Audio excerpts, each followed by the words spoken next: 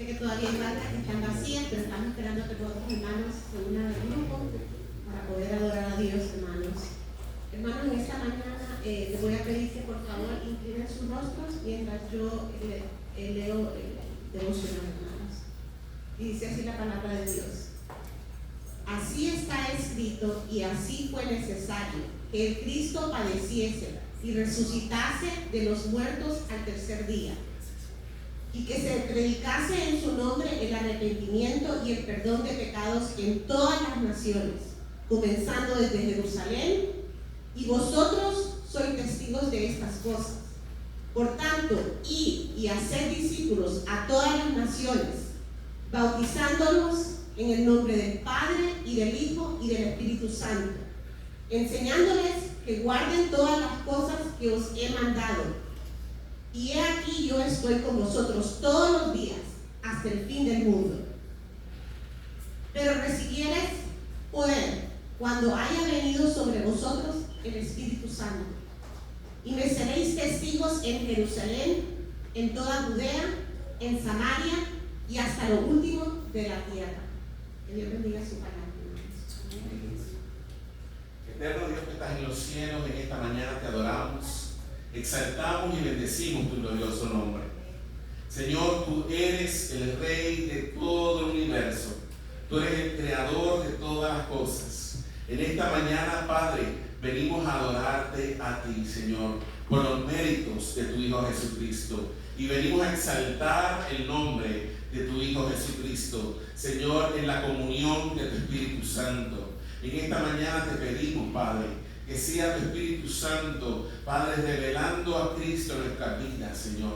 Que sea, Señor, tu poder manifestándose y derramándose en este lugar, en esta mañana. Padre, rompe toda cadena, rompe toda atadura, rompe toda opresión. Señor, llévate toda tristeza. Llévate, Señor, toda carga del enemigo. Señor, Padre amado, todo, Señor, aquello que el enemigo está tratando de poner en la mente y los corazones para distraer de tu palabra. Señor, en esta hora te pedimos, Padre, que seas tú echando fuera todo aquello, Señor, que se opone al reino de Cristo. Señor, Padre, en este lugar. Padre, que en esta mañana podamos experimentar el reino tuyo, Señor, en este lugar. Padre, gracias porque tú estás en medio nuestro, porque tu palabra dice que donde hay dos o más reunidos en tu nombre, allí tú estás en medio de ellos. Señor, y aunque tal vez no podemos sentirte, sabemos que tú estás aquí porque tú lo prometiste en tu palabra, Señor. En el nombre de Cristo Jesús, gracias, Padre, que podamos adorarte, Padre, en espíritu y en verdad, y que podamos adorarte con entendimiento y sabiduría. En el nombre de Jesús, amén. Y amén. Gracias, Señor.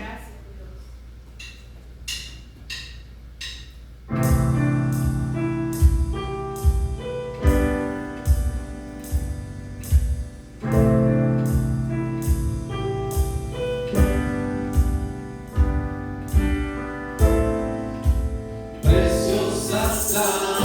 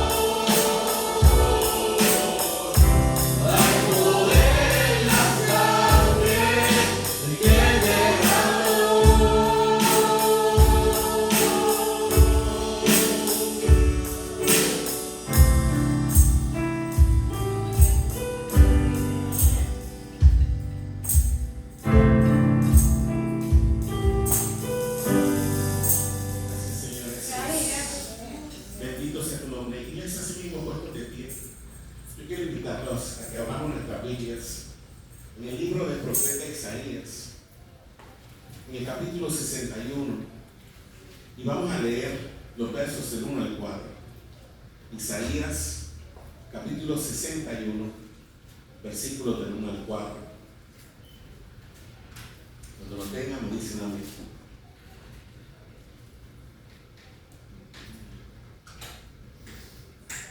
Isaías 61, versículos del 1 al 4.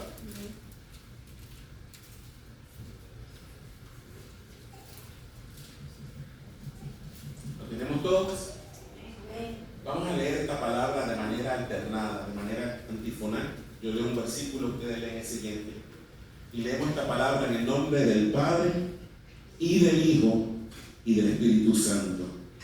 Y dice la palabra del Señor: el Espíritu de Jehová el Señor está sobre mí, porque me ungió Jehová. Me ha enviado a predicar buenas nuevas a los abatidos, a vendar a los quebrantados de corazón, a publicar libertad a los cautivos y a los presos apertura de la cárcel. Ustedes ahora.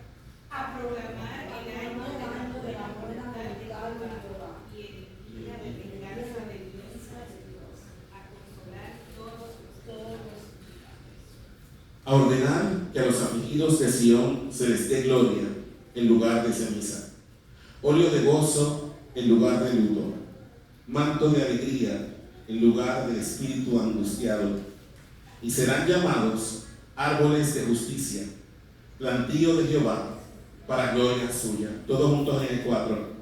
Reedificarán las ruinas antiguas y levantarán los asolamientos primeros y restaurarán las ciudades arruinadas, los escombros de muchas generaciones. Amén. El Señor añada bendición a su palabra. Voy a pedir al hermano Eric que pase por acá para recoger la ofrenda y que de una vez haga oración por la palabra y por los niños.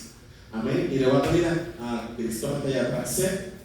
¿Tú puedes ayudar a tu papá a recoger la ofrenda?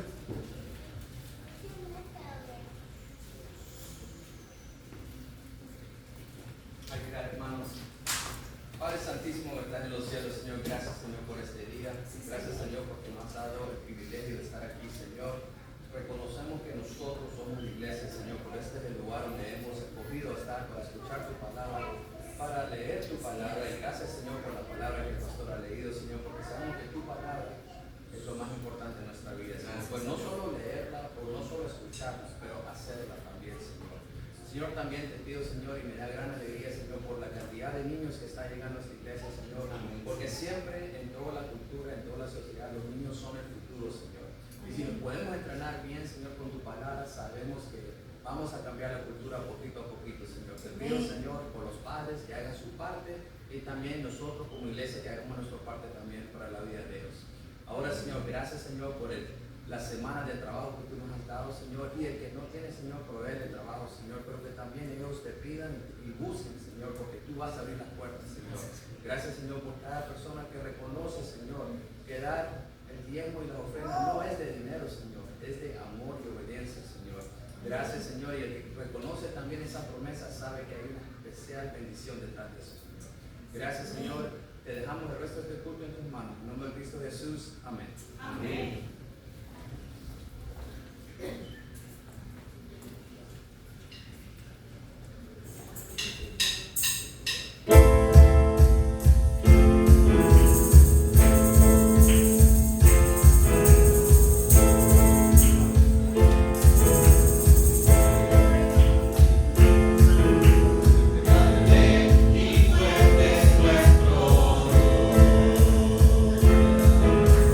Grande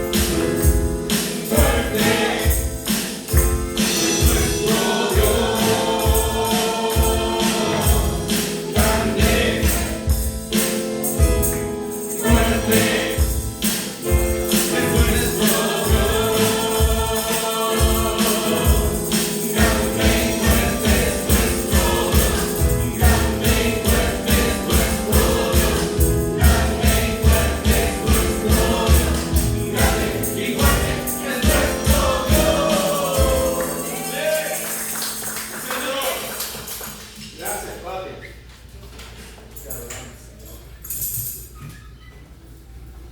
Amén. Bendito sea el nombre del Señor.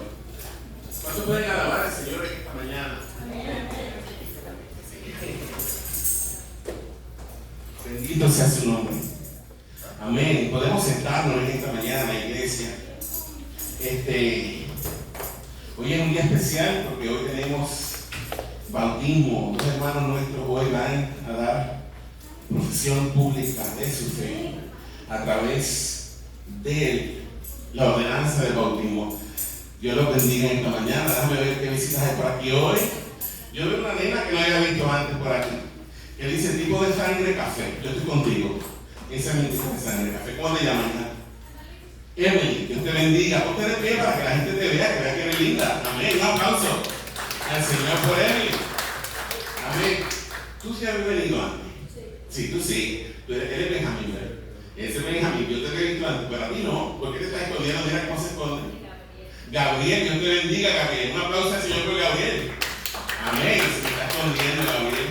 Y por la cuarta fila hay una familia bien bonita por allí, una nena de unos 25. ¿Cómo te llamas, mamá? Ismarí, Dios te bendiga, Ismarí. Un aplauso a Ismarí.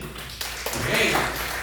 Y al ladito de Ismarí hay otro nene con unos lentes. ¿Cómo te llamas, papá? Jesús. Oh, se llama Jesús.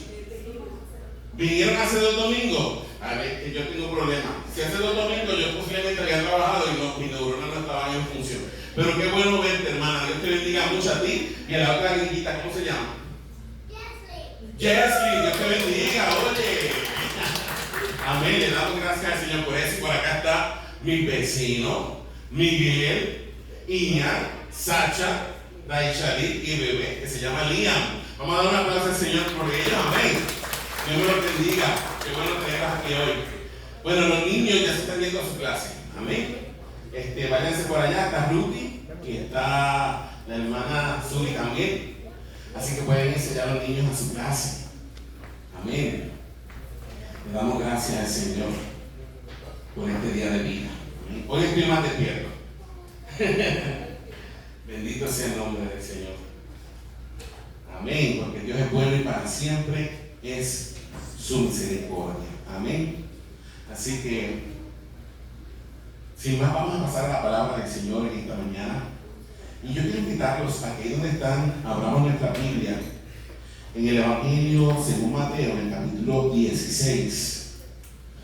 Y vamos a leer los versos 18 y 19. Mateo, capítulo 16. Llevamos 4 semanas en el Evangelio de Mateo, capítulo 16. Hemos visto lo que es el fundamento de la iglesia. ¿Quién es el fundamento de la iglesia? Y la semana pasada comenzamos a ver la autoridad de la iglesia.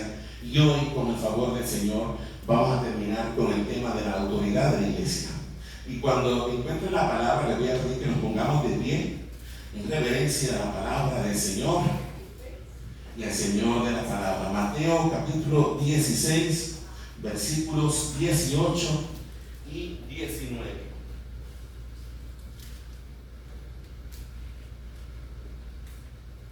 Mateo 16, 18 y 19, no puedo ver esta botella. Amén, la tenemos todos. Vamos a leerla todos juntos en el nombre del Padre y del Hijo y del Espíritu Santo. Amén. Y dice la palabra del Señor, todos juntos. Y yo también te digo que tú eres Pedro, y sobre esta roca edificaré mi iglesia, y las puertas del Hades no prevalecerán contra ella.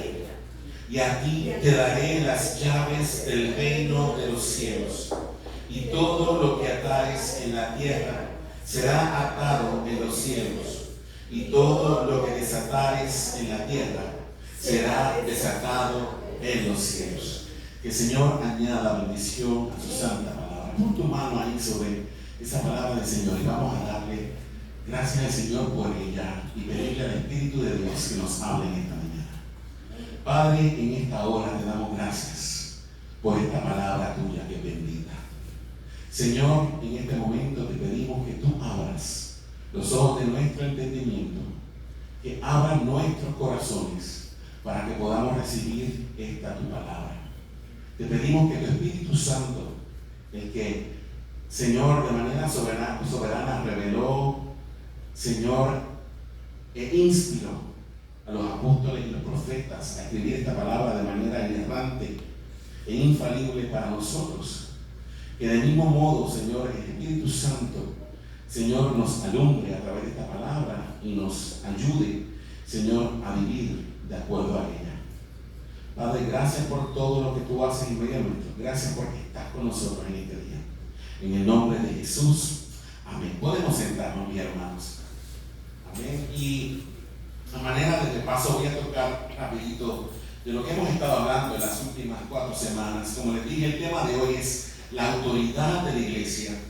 Y vamos a concluir con este tema en el día de hoy. Y habíamos dicho que Jesús llevó a sus discípulos a Cesarea de Filipo para enseñarle 2 verdades. La primera verdad que el Señor Jesús le enseñó a sus discípulos fue cuál es el cimiento o el fundamento de la iglesia. Y dijimos que el fundamento de la iglesia no es otro sino el propio Señor Jesucristo. Y lo segundo que el Señor les quiso enseñar a sus discípulos fue cuál es la autoridad que Él les delegó a ellos como iglesia del Señor. La semana pasada leíamos el verso 18, que lo acabamos de leer ahora, de hecho, donde dice que las puertas del Hades no prevalecerán contra ella. Y dijimos la semana pasada que las puertas del Hades no prevalecerán contra la iglesia. Número 1, porque la iglesia está edificada sobre la piedra probada, angular, preciosa y de cimiento estable, el cual es el propio Señor Jesucristo. Y número 2, porque todo aquel que cree en el Señor Jesús no será avergonzado, conmovido o sacudido. Y decíamos también la semana pasada que nuestra iglesia local no puede edificarse sobre el carisma o los dones de ningún hombre o mujer, por capacitado, por talentoso o por atractiva que nos pueda parecer su personalidad. Porque una iglesia que se funda en la personalidad de un líder está destinada, mis hermanos, a desaparecer. Está destinada a perecer. La iglesia no puede edificarse sobre el carisma o los dones del líder. Tienen que cimentarse en el propio Señor Jesucristo. ¿Están hasta aquí conmigo, iglesia? La primera aplicación que vimos la semana pasada en nuestro sermón fue la siguiente. Y la primera aplicación que vimos es que nada detendrá el avance de la iglesia del Señor. Nada. Eso es lo que quiere decir el Señor cuando le dice a sus discípulos que las puertas del Hades no prevalecerán contra la iglesia. Es que nada detendrá el avance de la iglesia del Señor. Y nada podrá detener el avance de la iglesia del Señor, porque Jesús, mis hermanos, es Señor soberano sobre los poderes del infierno. ¿Cuántos dicen amén en esta hora? ¿Cuántos saben que Jesús es Señor soberano sobre los poderes del infierno? Número 2, porque el creyente está seguro en Cristo Jesús. Y leíamos Romanos 8, verso 39 al final, donde dice que nada nos podrá separar del amor de Dios que es en Cristo Jesús, Señor nuestro. La tercera razón por la que nada detendrá el avance de la iglesia del Señor es que, al igual que la iglesia del siglo I, la iglesia del siglo XXI será perseguida por proclamar la verdad. Pero el Señor prometió que estaría con nosotros todos los días hasta el fin del mundo. Y por último, nada detendrá el avance de la iglesia del Señor, porque la promesa de que las puertas del Hades no prevalecerán contra la iglesia nos va a sostener, mis hermanos, como sostuvo a los cristianos de la iglesia primitiva. Y por eso es que ellos pudieron enfrentar la cárcel, el martirio y aún la muerte por causa del Señor Jesús. Y yo les había prometido la semana pasada que hoy íbamos a hablar un poquito más acerca del Hades, ¿verdad que sí? Y el Hades, mis hermanos, es simplemente, la palabra Hades es el lugar de los muertos. En un sentido físico, la palabra Hades es simplemente el lugar de los muertos. En otras palabras, el Hades es la tumba, en primer lugar. El Hades se puede definir en tres sentidos: un sentido físico, un sentido escatológico y un sentido espiritual. En el sentido físico, el Hades es la tumba, donde vamos cuando morimos. En un sentido escatológico, se refiere al destino intermedio de aquellos que mueren sin Cristo. Y quiero que me acompañen un segundo a Lucas, Evangelio según San Lucas, capítulo 16, y vamos a leer los versos del 19 al 24. Lucas 16, del 19 al 24, para ver eso un poquito con más en detalles. Dijimos que en un sentido físico el Hades es la tumba, pero en un sentido escatológico, y déjenme definir la palabra escatológico. Escatología se refiere a la doctrina de los tiempos finales, a la doctrina de la muerte. ¿Qué pasa en el momento en que morimos?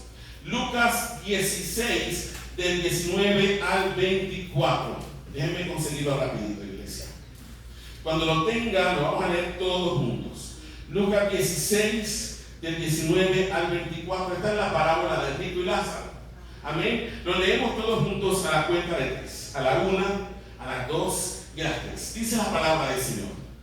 Había un hombre rico que se vestía de púrpura y de lino fino y hacía cada día banquete con esplendidez. Verso 20.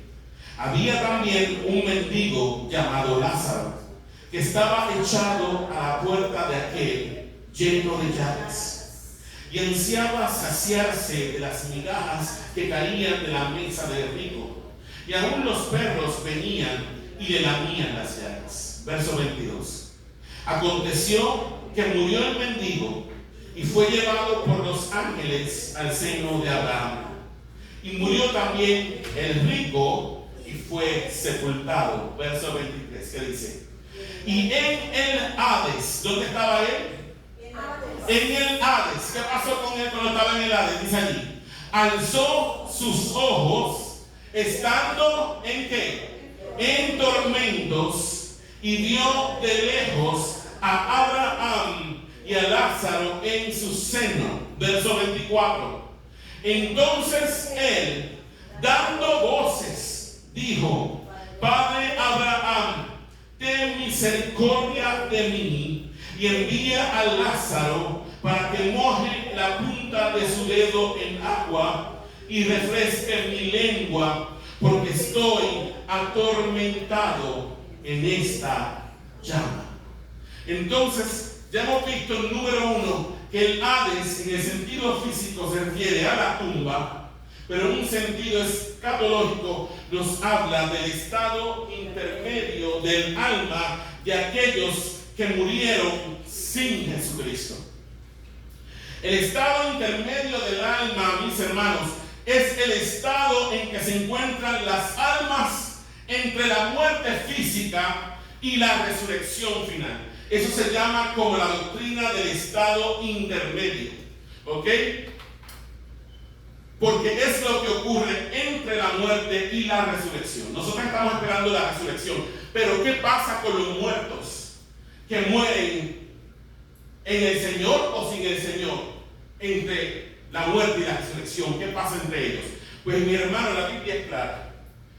Los creyentes, si vamos a Juan 5:28, acompáñenme un segundito para que veamos lo que habla la Biblia acerca de la resurrección. Juan 5:28, un libro más adelante, Juan 5:28 y 29. Mira lo que dice la palabra del Señor. ¿Lo tienen todos? Cuando lo consigan todos me dicen amén. Juan 5:28 y 29. Este es el Señor Jesús hablando.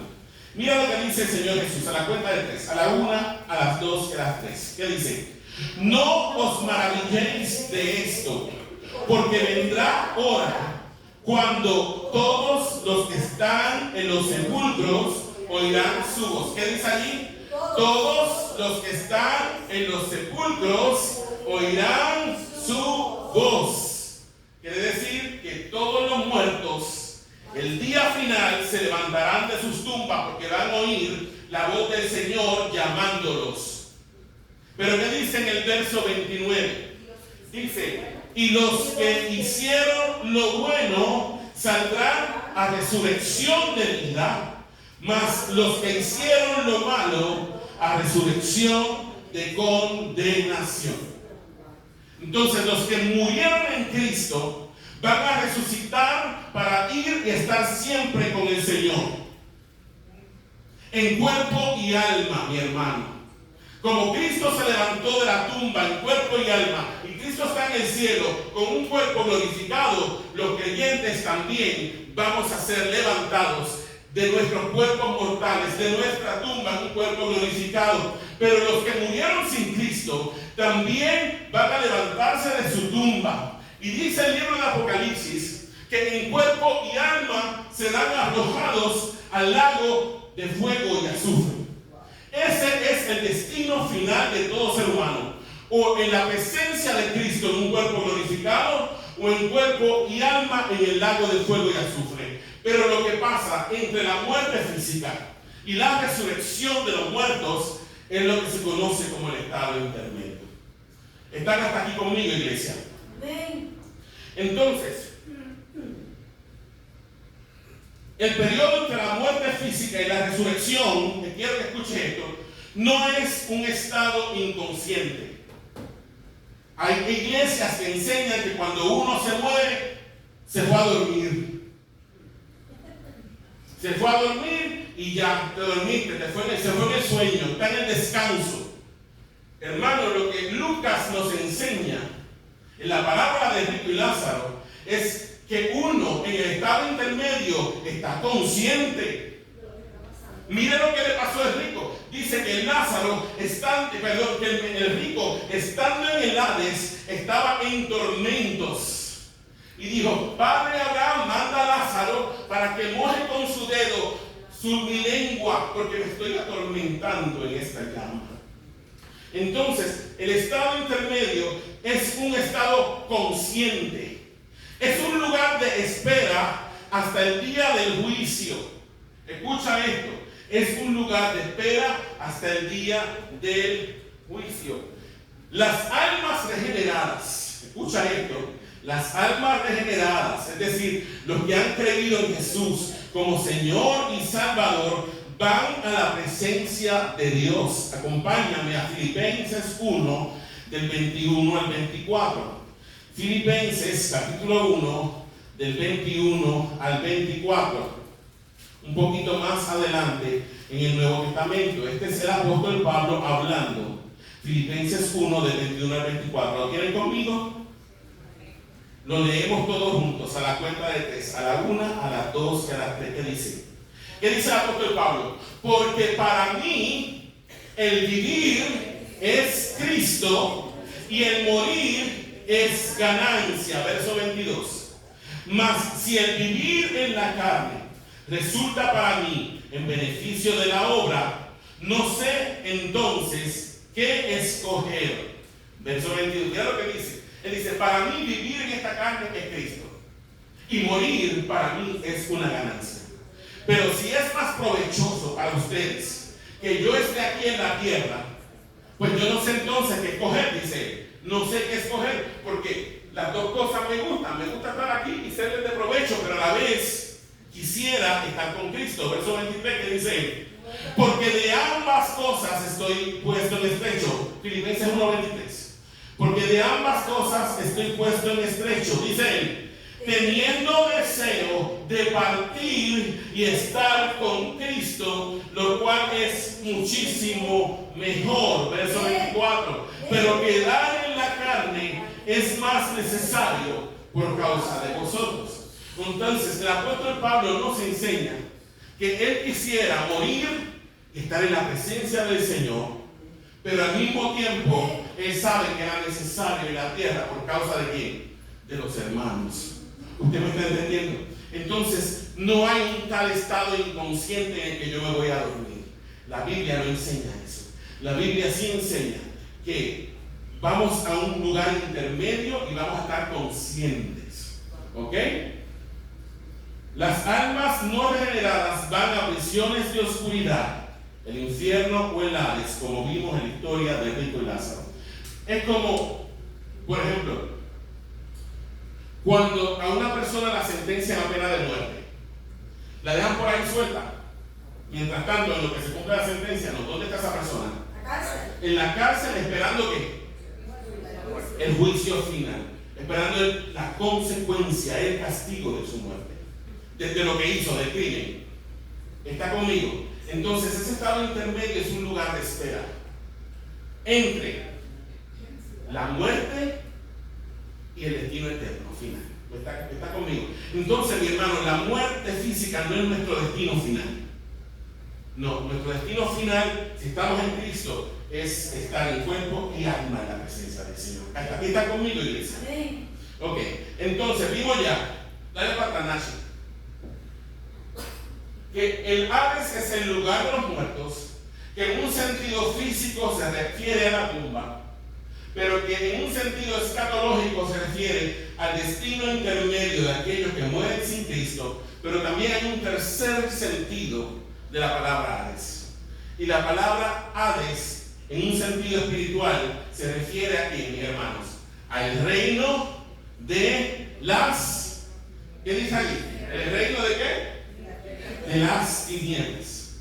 Entonces, en ese sentido es que vamos a estar hablando del Hades en esta mañana, en el sentido espiritual. En un sentido espiritual más amplio, el Hades representa el reino de las tinieblas. Será en ese sentido que nos enfocaremos en el Hades el día de hoy. En Mateo 16, 18, volviendo a Mateo 16, 18, abran su Biblia ahí. Mateo 16, 18. Déjame conseguirlo.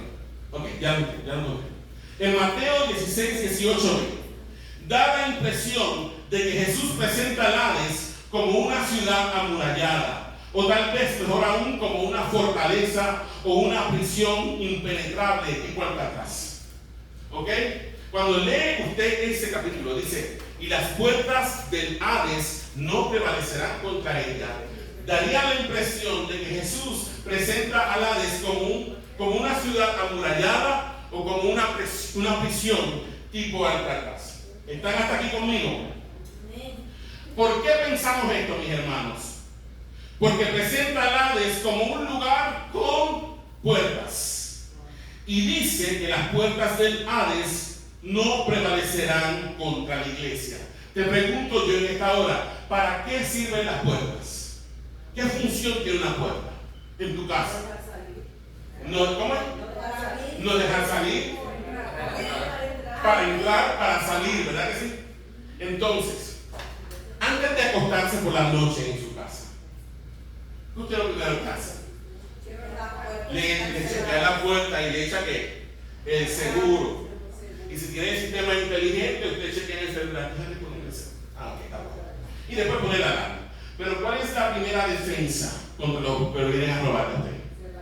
Cerrar la puerta con seguro. Entonces la puerta sirve primero de protección. Es la primera barrera de protección que tenemos a nuestra casa. ¿Están hasta aquí conmigo? Ahora yo quiero que hagamos un ejercicio mental en esta mañana. Quiero que usted en su mente en esta mañana visualice el Hades como una fortaleza o como una prisión impenetrable. Use su mente en este momento y comienza a ver el Hades y comienza a mirarlo como una fortaleza, como una prisión impenetrable. Yo vengo de Puerto Rico y en Puerto Rico hay un sitio que se llama el Castillo San Felipe del Morro, que está en la ciudad amurallada de San Juan. Esas murallas servían de defensa a la ciudad de San Juan. ¿Okay? Cuando venían los piratas, los corsarios, desde las murallas de San Juan se disparaban los cañones, ¡pah! Porque servía de fortaleza, evitaba que los invasores entraran a la ciudad de San Juan. Y hay una puerta famosa que ahora es un lugar turístico que se llama la Puerta de San Juan. Si usted ha ido a Puerto Rico, va a ver la Puerta de San Juan. Por ahí era que entraba la gente a la ciudad de San Juan cuando bajaban de los barcos. Y en la parte de arriba dice en latín, Benedictus qui vini in nomine Domini. Ajá, lo dije bien. Bendito el que viene en el nombre del Señor. ¿Lo dice ahí? Esas puertas se cerraban y esas puertas se abrían para proteger la ciudad. Entonces, por un momento, visualice el Hades como una fortaleza o como una prisión impenetrable con murallas y puertas muy altas y fuertes. Una prisión oscura con calabozos. Utilice su imaginación y recuerda esas películas que usted ha visto de la Edad Media. ¿Cómo eran los calabozos y las fortalezas en ese tiempo? En las películas, use esa imaginación. ¿Cómo que usted ve en esas películas cuando ve las prisiones, las fortalezas, esos castillos en la Edad Media? Oscuros, húmedos, soledad.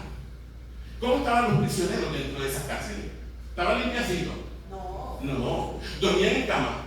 No. ¿Dormían dónde? En el piso. ¿Y si le echaban comida, se la daban en un plato? No. Se la tiraban en el suelo como a los perros. ¿Qué más usted ve? Ratas, ¿se las imagina? ¿Las puede imaginar? ¿Se imagina a los prisioneros peleando con las ratas por la comida? Esa era la realidad de los calabozos. Así era en el tiempo de los romanos. Ahora es que tenemos derechos humanos y las cárceles de nosotros tienen hasta aire acondicionado y camas. Y los presos tienen hasta salones para jugar y juegos de mesa, pero en los tiempos de antes no era así. Estaban sucios, oprimidos, durmiendo en el suelo. Hermano, y le voy a decir algo que suena fuerte, pero durmiendo entre su orina y excremento, porque no había baño. Esa era la condición de las cárceles en la Edad Media y los tiempos de los romanos. Y quiero que usted se imagine, cuando Jesús está hablando de cárcel, no está hablando de las cárceles de nosotros, no, está hablando de las cárceles de ese tiempo. ¿Ok? Gente prisionera, sucia, comida, comiendo cosas del suelo, peleando con las ratas por la comida. En esas cárceles no se medía quién se metía. A veces se metía preso al padre, se metían a los hijos, se metía a la madre, a todo el mundo en la cárcel. Ahí no había ese sentido que tenemos nosotros hoy día de protección, no. Si había que echar niños, también se echaban a la mazmorra. ¿Usted me está entendiendo? Ese es el tipo de prisión que es el Hades en esta mañana. Les dije que hicieran ese ejercicio mental conmigo, ¿verdad que sí? Pues ese es el tipo de prisión que es el Hades. Una prisión cruel de la que nadie puede escapar. ¿Quiénes son los prisioneros que se encuentran encerrados o cautivos dentro de ese reino de las tinieblas, mis hermanos? ¿Sabe quiénes se encuentran presos allí? Todo hombre, toda mujer, todo joven, toda señorita, todo niño y toda niña que no tiene a Cristo Jesús como Señor y Salvador, aunque usted no lo crea, en este momento se encuentra preso dentro de esa mazmorra oscura y sucia llamada el Hades. Lo triste del caso, mis hermanos, es que toda persona que nace en este mundo nace dentro de esta prisión. Toda persona que nace dentro de este mundo nace ya dentro de esa prisión. Y como nacimos en ese cautiverio, para nosotros por naturaleza, vivir en oscuridad, vivir en podredumbre, en inmundicia es natural. Capte esto que estoy diciendo. Usted y yo nacimos allí dentro de esa cárcel llamada el Hades. Pero como nacimos en ese ambiente de podrición espiritual, quiero que lo vea espiritualmente hablando, mi hermano, porque tal vez usted se está mirando a sí mismo y dice, no, pero es que yo estoy limpiecito. No, yo nací en un hospital. Yo nací con unos padres que tenían buenos recursos, nací en cuna de oro. Yo tenía comida. Mi hermano, tal vez por fuera usted se ve bonito, capota y pintura está bonita. Pero si usted no tiene a Cristo en esta hora, usted nació en esa podredumbre. Y usted no se ha dado cuenta de que está en esa podredumbre porque está allí, porque es lo que usted se acostumbró a vivir. No sé si ha tenido la oportunidad de ir a países bien pobres. Los niños que viven en esas condiciones, eso es lo único que conocen. Y para ellos eso es que normal, porque es su naturalidad. ¿Me está entendiendo? Esa es su cosmovisión de vida. No han visto otra cosa. Eso es todo lo que conocen. Y el hombre y la mujer que no tiene a Cristo Jesús como Señor y Salvador, nació en ese cautiverio, se acostumbró a vivir en ese cautiverio, porque es lo único que conoce. Vivir en oscuridad y podredumbre e inmundicia es natural para el hombre, la mujer que no conoce al Señor. Es lo que conocíamos. Toda persona que nace en este mundo es cautiva del pecado y de Satanás y no se da cuenta. Lo triste del caso es que son cautivos del pecado y de Satanás y no se dan cuenta de esto. ¿Me está entendiendo? Viven en esa podredumbre y están hasta felices dentro de esa podredumbre porque es lo que conocen. Tal vez se ven bien por fuera, pero espiritualmente hablando, ante los ojos de Dios, escúchame esto, porque es ante los ojos de Dios, no ante los ojos de los hombres, porque ante los ojos de los hombres te ves bien bonito por fuera, pero cuando Dios te mira, Dios lo que ve es un cadáver putrefacto, porque no tienes a Cristo Jesús como Señor y Salvador de tu vida. Y esa es la condición de todo hombre y mujer que nace en este mundo. El único requisito para nacer en esa condición es haber nacido. Y todos nacimos. Usted está conmigo. Perdone que le hable así fuerte, pero es la verdad. Tengo que hablarle así porque eso es lo que la palabra de Dios dice. Y si usted no me cree, acompáñenme un segundo a Efesios capítulo 2, versículos del 1 al 4, del 1 al 3. Efesios 2 del 1 al 3. Y yo creo que se lo puse ahí en la pizarra. No sé si lo pueden ver. Lo mío está viendo, pero yo sí. Mira. Lo voy a leer de aquí. Efesios 2 del 1 al 3 dice: y él, y ese él es un pronombre personal, ese él es Cristo. Dice: y él, Cristo, os dio vida a vosotros. Está hablando de ahora a gente cristiana, ¿ok? Dice: Cristo le dio vida a ustedes. Pero ¿cuándo le dio vida a ustedes los cristianos? Dice: cuando estabais como muertos. Entonces la condición de una persona sin Cristo, según el apóstol Pablo, es que una persona sin Cristo está como muerta. ¿Muerta en qué? En vuestros delitos y pecados. ¿Está conmigo? Verso 2. Acuérdense que está hablando a cristianos, pero ahí estamos sacando la condición de la persona sin Cristo. Verso 2. Ahora él le dice a los cristianos: en los cuales ¿qué? En esos delitos y pecados anduvisteis en otro tiempo. Pero mira cómo dice que vivíamos en otro tiempo, y es la condición de la gente sin Cristo. ¿Cómo vive la gente sin Cristo? Siguiendo la corriente de este mundo. ¿Y qué más dice? Viven como conforme al príncipe de la potestad del aire. ¿Quién es el príncipe de la potestad del aire? Satanás. Dice: el espíritu que ahora opera en los hijos de desobediencia. Entonces la persona sin Cristo está muerta en delitos y pecados, sigue la corriente de este mundo, vive conforme al príncipe de la potestad del aire, que es Satanás, que es el espíritu que ahora opera en los hijos de desobediencia, y por lo tanto la persona sin Cristo es un hijo de desobediencia, dice allí. También.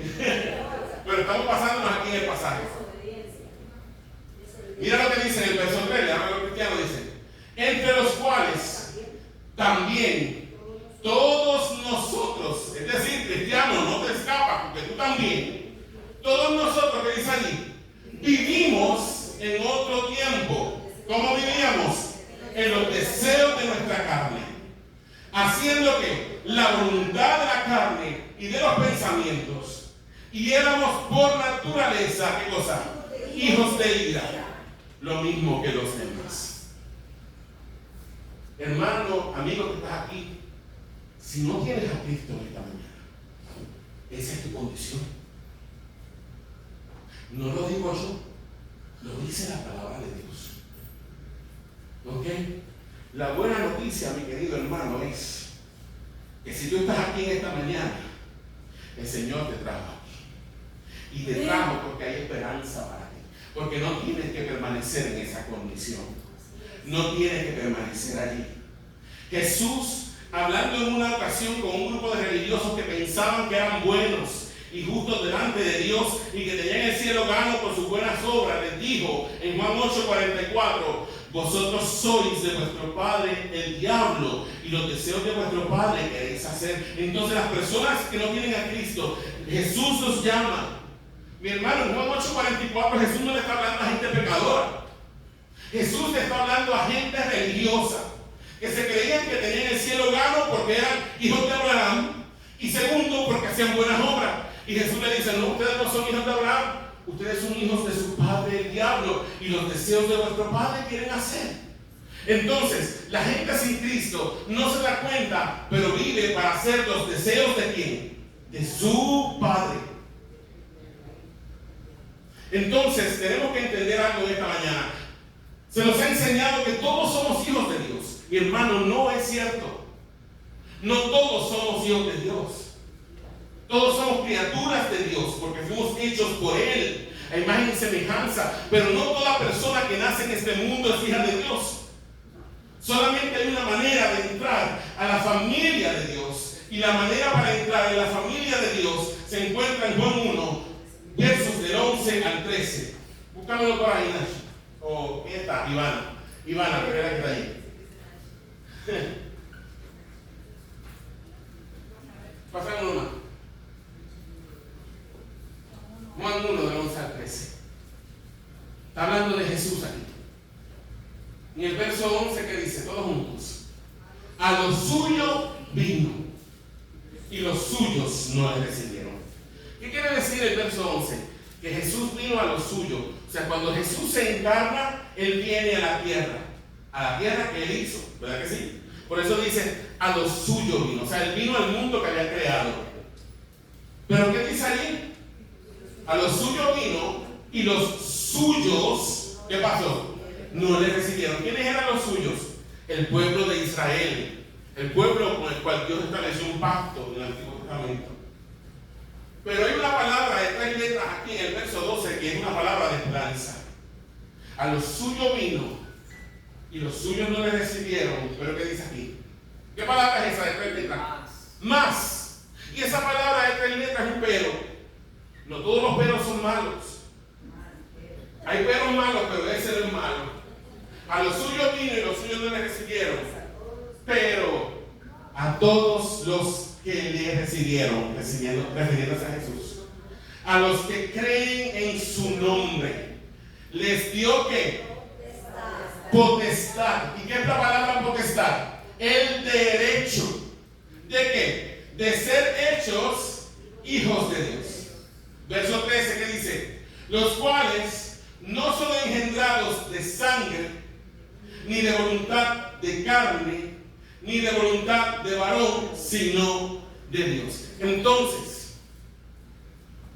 solamente aquellos que reciben al Señor Jesús en sus vidas como Señor y Salvador, aquellos que creen que lo que Él hizo en la cruz de Calvario a favor de ellos, a su favor, y lo reciben en su vida, esos, y solamente esos, reciben el derecho de ser llamados hijos de Dios. Y dice el verso 13 que esos hijos de Dios no son engendrados de sangre. Eso quiere decir, hermano, que para llegar a ser hechos hijos de Dios no es algo hereditario. Tú no le puedes transferir a tus hijos el derecho de ser hechos hijos de Dios. No es por sangre, no es por línea consanguínea, no es porque yo sea cristiano, mis hijos son cristianos, no. Ellos tienen que creer. Ellos son hijos míos, pero ellos no eran hijos de Dios. Nacieron en la misma condición, en la misma cárcel que nacimos todos. Y ellos tienen que creer, ellos tienen que mirar a Jesús, confiar en lo que Él hizo en la cruz del Calvario. No son engendrados de sangre. Y dice que tampoco son ni de voluntad de carne. Eso quiere decir que tampoco es porque nosotros queremos, porque estamos imposibilitados para ser salvos. Estamos imposibilitados de creer. Y también dice que no es voluntad de varón. Entonces, ningún pastor puede declararte a ti hijo o hija de Dios. Ningún sacerdote tiene el poder de hacerte hijo o hija de Dios. El único que puede hacerte hijo o hija de Dios, dice aquí, es quien, Dios mismo. Ningún hombre, ni pastor, ni evangelista, ni sacerdote, ni misionero tiene el derecho de llamarte, de declararte hijo de Dios. El único que puede declararte hijo e hija de Dios es el Padre, cuando tú por la fe miras a Jesús en la cara del Padre. Conmigo, iglesia. Entonces, mi hermano, si hay una esperanza para ti. Naciste en un estado de muerte espiritual, naciste en una mazmorra, pero el Hijo de Dios vino para libertar a todos los oprimidos por el diablo. Hay esperanza para ti, pero tienes que mirar a Jesús, tienes que aferrarte a Jesús, tienes que aferrarte a Él, porque el único que salva es Él. Ni el pastor, ni la iglesia, ni una denominación, ni cumplir con ritos o sacramentos puede salvarnos. Solamente nos salva mirar a Jesús con fe y decirle: yo creo que lo que tú hiciste en la cruz fue por mí. Tú tomaste el lugar que a mí me correspondía. Tú moriste la muerte que yo merecía morir, porque era yo el que merecía morir en esa cruz. Porque la paga del pecado es muerte y yo ofendí al Padre. Yo merecía morir, pero Jesús tomó mi castigo. Amén. Y yo creo que lo que Jesús hizo por mí es lo que me otorga la vida eterna. Estás aquí conmigo. El único que tiene poder para sacar almas del Hades es Jesús. Si tú estás aquí en esta mañana y no quieres a Cristo, sabes que no me dio tiempo de terminar y no voy a terminar. Lo dejo para la semana que viene, pero sí necesito decirte esto. Si tú estás aquí en esta mañana y todavía te resistes a venir a Jesús, tú estás bajo el poder del enemigo. Estás prisionero en una mazmorra. Pero Dios te está llamando en esta mañana. Hay dos llamados. Hay un llamado externo. El llamado externo es el que yo hago como pastor. Pero mi llamado no tiene el poder de salvarte. Hay un llamado que es superior al mío y es el llamado interno. Es el llamado que el pastor hace a sus ovejas. Y si en esta mañana el Señor, tú sabes que está hablando dentro de ti y te está diciendo: tú vives en esa mazmorra, pero yo vine a darte vida y vida en abundancia. Hoy es el día de salvación para ti. Todo el mundo con los ojos cerrados, nadie mirando, por favor. Señor, no quiero nadie mirando, esto es algo personal, pero yo sí necesito saber si el Señor está hablando contigo, te ha dicho que esa es tu condición, que estás muerto en pecado, que estás condenado, pero Él te ha hablado de tu necesidad de salvación, de tu necesidad de aferrarte a Cristo, y tú hoy quieres aferrarte a Él. Ahí es donde está, levanta la mano y déjame saber que el Señor te está llamando. Dios te bendiga, Dios te bendiga, hermano. Dios te guarde. Amén. Dios te bendiga. Señor Padre, tú eres el que llama. Tú eres el que llama, Señor. Tú eres el que llama, Señor, a la salvación, no yo, Señor.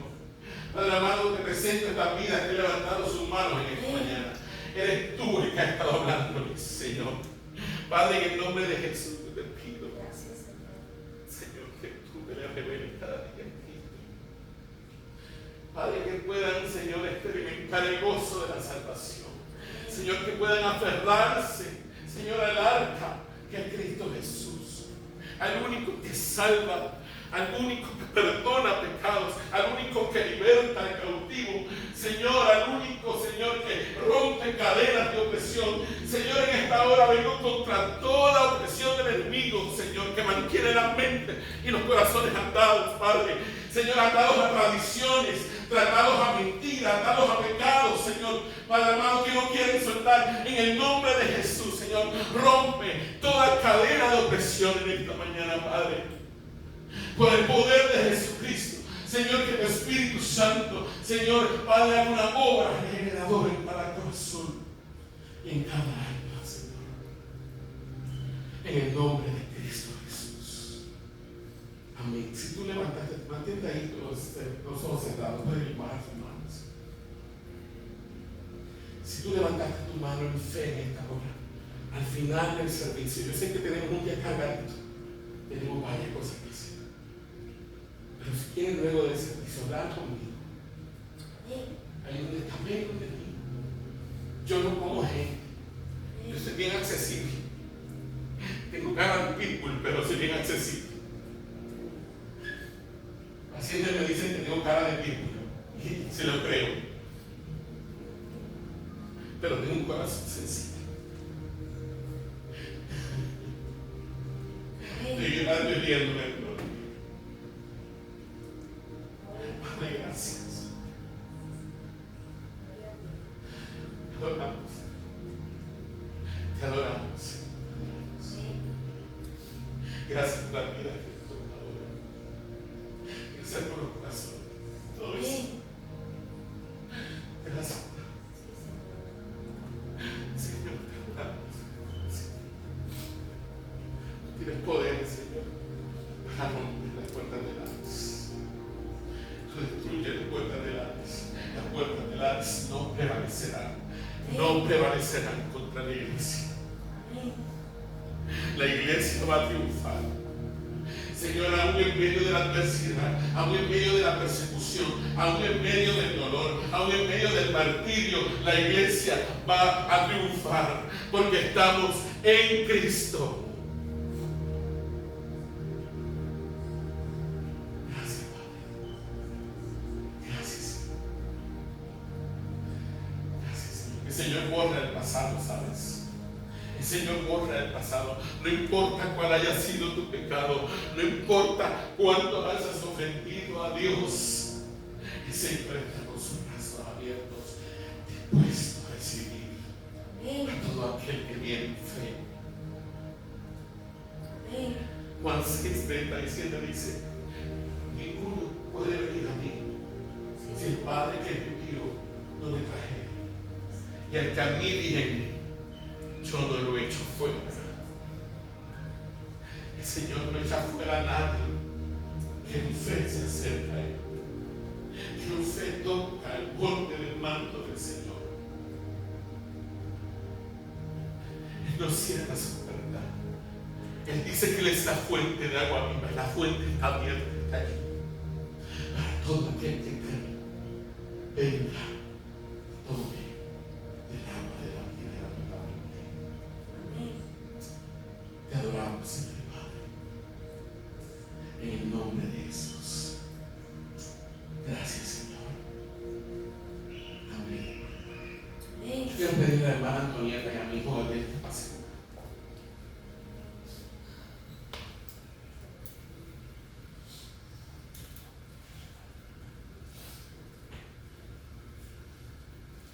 Es un hermano cristiano. Él es mi hijo, pero mi hermano. Y ella es una hermana que amo con todo corazón. Y ellos hoy quieren hacer pública la fe que ya han tenido en Jesús por medio de la ordenanza del bautismo. Y hoy vamos a celebrar eso. Amén. Así que quiero invitarlos a que pasemos un momentito al frente, allí al lobby, frente del elevador, que allí llenamos la tina. Y cuando la hermana Antonieta la vio, me dijo: ¿ya vi la tina? Sé que parece un ataúd. Lo sé, eso parece un ataúd. Pero usted sabe algo. El bautismo es eso. Nosotros bautizamos por inmersión, porque en Romanos capítulo 6 dice que somos sepultados juntamente con Él en el bautismo. Es una manera simbólica de decir: yo estoy crucificado con Cristo, yo estoy muerto con Él, yo soy sepultado con Él y me levanto en una nueva vida en Él. Amén. Así que vamos a pasar al otro lado. No sé, ¿usted va a bautizar? ¿Es que se traje tan lindo? No. Está bien. está allá afuera